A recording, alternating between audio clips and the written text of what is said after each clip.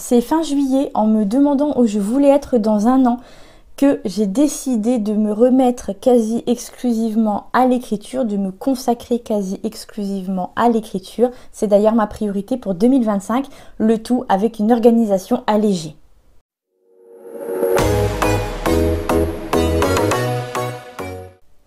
Pour y parvenir, comme je vous en ai déjà parlé dans le vlog de dimanche 1er septembre, je dois boucler tous les projets en cours d'ici décembre parce que j'ai la sale manie de commencer plusieurs romans, de commencer à écrire plusieurs romans. Pour tout ce qui est prépa et tout ce qui est correction, c'est toujours un au coup, mais pour la phase des premiers jets, j'ai même la fâcheuse tendance à empiler les projets pour me permettre de passer d'un projet à l'autre sans craindre de m'ennuyer. C'est-à-dire que si j'ai l'impression de m'emmerder sur un projet, je passe à un autre. Alors qu'en soi, si je m'emmerde sur le roman que je suis en train d'écrire pour une raison ou pour une autre, pas dans le sens où je m'ennuie, mais dans le sens où il me manque un truc pour approfondir cette écriture, pour approfondir cette phase d'écriture et cette façon d'être raccord avec ce que j'ai envie de raconter.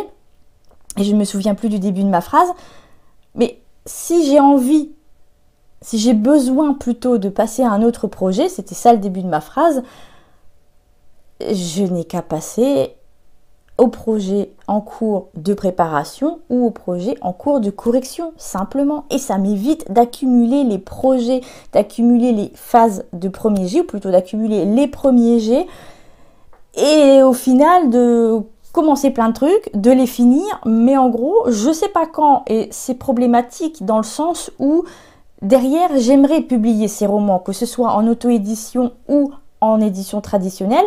J'aimerais publier ces romans, mais pour les publier, je dois déjà finir de les écrire. Et histoire de bien prendre le pli, de bien prendre de bonnes habitudes, en août, j'ai essentiellement travaillé sur l'écriture, sur les projets, sur les romans. J'ai profité de ce que la chaîne était en pause, de ce que le TikTok était en pause, c'est-à-dire que j'ai posté de façon très très sporadique.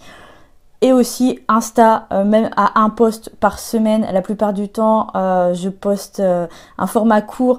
Donc il faut le monter et tout ça. C'est vrai que ça me prend un peu plus de temps. Donc j'ai profité de cette pause sans en être une. Cette pause qui finalement n'en était pas une puisque j'étais pas en vacances à part une semaine sur tout le mois d'août pour écrire. J'ai d'ailleurs écrit ma 3e novella gothique en 8 jours. Alors pour l'instant, à peu près 20 000 mots, mais dès que je serai rentrée de ma prochaine semaine de vacances, puisque j'aime pas prendre 2 semaines d'affilée, je prends toujours une semaine, et ensuite une autre semaine, une semaine en août et une semaine en septembre. Et je vais en profiter pour la relire, pour la noter et compléter au fur et à mesure, parce qu'il y a un gros problème par rapport au point de bascule. Le moment où mes 2 héroïnes, puisque ça se déroule en huis clos, vous vous doutez bien qu'une novella de 20 000 mots, j'ai pas multiplié les personnages, il fallait que j'approfondisse quand même les rapports entre mes 2 héroïnes.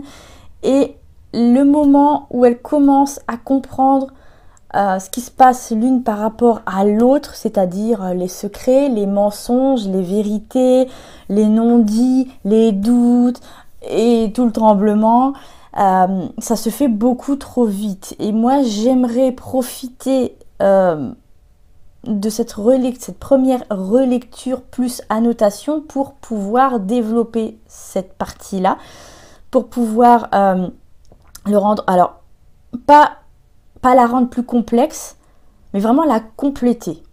Et donc, à ma grande surprise, malgré ces 20 000 mots alignés sur une seule novella, août est mon meilleur mois en termes d'écriture. Le meilleur jusqu'à présent, c'était janvier, avec 32 000 mots. Et là, j'ai écrit l'équivalent d'un court roman sur tout le mois, c'est-à-dire environ 50 000 mots. C'est un nouveau doigt d'honneur à mon burn-out puisque c'est la première fois que ça m'arrive depuis la fin du burn-out et aussi un bon gros doigt d'honneur à cette année 2024 en dents de scie. J'ai aussi fait le point sur mon organisation parce que forcément la reprise, j'aime bien faire un bon gros point sur ce que j'ai fait, sur ce que je veux faire.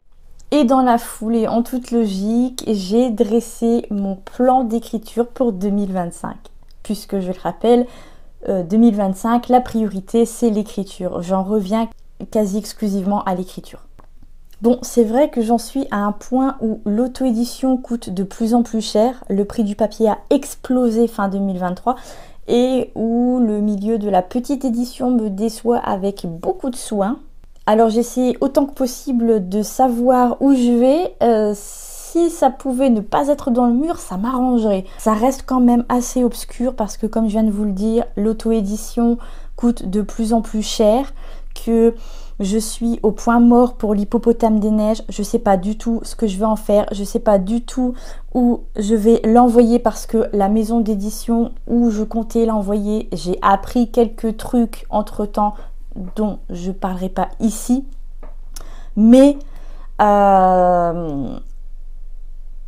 fait que je n'enverrai pas l'hippopotame des neiges dans cette maison d'édition qui pourtant collait parfaitement à la thématique, au niveau de la taille pareil, parce que bon, quand même à terme il va peser 150 000 mots et je sais pas quel éditeur va me prendre un truc pareil. C'est même plus un hippopotame des neiges à ce compte là, c'est un mammouth laineux et en auto-édition, je pourrais pas le vendre à un prix décent. C'est impossible. Et j'ai pas du tout envie de le proposer en 2 tomes parce que simplement, il n'a pas été écrit pour paraître en 2 tomes. Il a été écrit comme un tout à lire d'un seul bloc. Donc, malgré cette déconvenue avec moi-même et par rapport à l'hippopotame des neiges, août a été un mois super, ça a été mon meilleur mois depuis très longtemps, mon meilleur mois de l'année même je dirais, et je vais tout mettre en œuvre pour que mes mois préférés de l'année, c'est-à-dire de septembre à décembre, enfin même début janvier, se déroulent un peu sous les mêmes augures.